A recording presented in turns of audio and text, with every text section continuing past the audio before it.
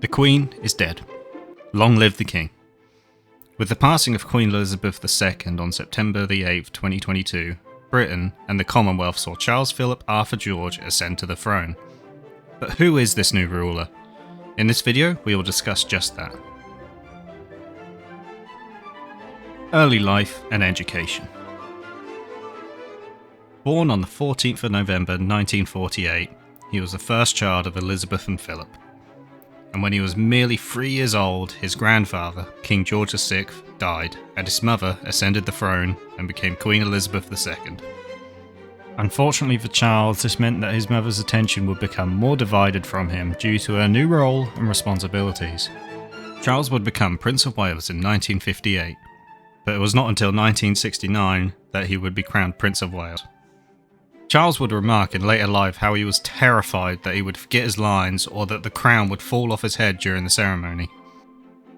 Charles becoming the Prince of Wales stirred up nationalist protests in Wales, the participatory members of which were feeling neglected and unrepresented by both the government and the monarchy, and these protests would often follow Charles wherever he went.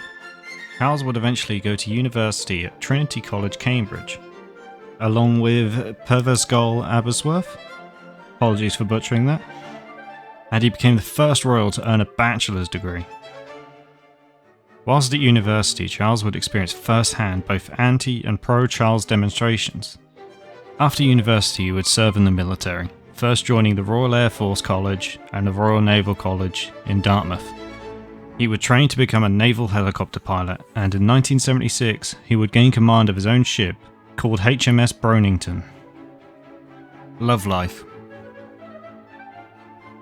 Charles would first meet Camilla Parker, his future spouse, in 1970. However, he was forbidden from marrying her due to her Catholic faith. He would later marry Lady Diana Spencer on July 29, 1981. However, this relationship was not ideal for Charles and was somewhat forced upon him by his father, Prince Philip. Charles would even admit in later life that he did not love Diana. In 1982, Diana would give birth to the first of their two sons, Prince William, and in 1984, Prince Henry, or more commonly known, Prince Harry. The relationship would not last, however, and they would separate in 1992, and the divorce would happen in 1996, 1 year before her fatal car crash. Despite his lack of love for Diana, this death still struck Charles greatly. On Diana's passing, he would become more active in his two sons' lives, and after quietly maintaining their relationship, Charles would marry his first love, Camilla Parker, on April 9th, 2005. Hobbies. In more recent years, Charles would spend much of his time in his private home in Wales. Here he would spend much of his time in the garden, tending to the plants, and he would create his own paradise separate from the royal palaces.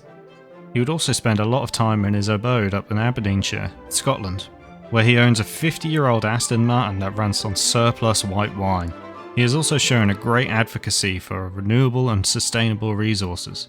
In his younger years, he also helped found the Prince's Trust, which is a charity organisation. While his reign will not be as long as Elizabeth's, let's hope it will be a powerful and positive influence on the UK and the Commonwealth.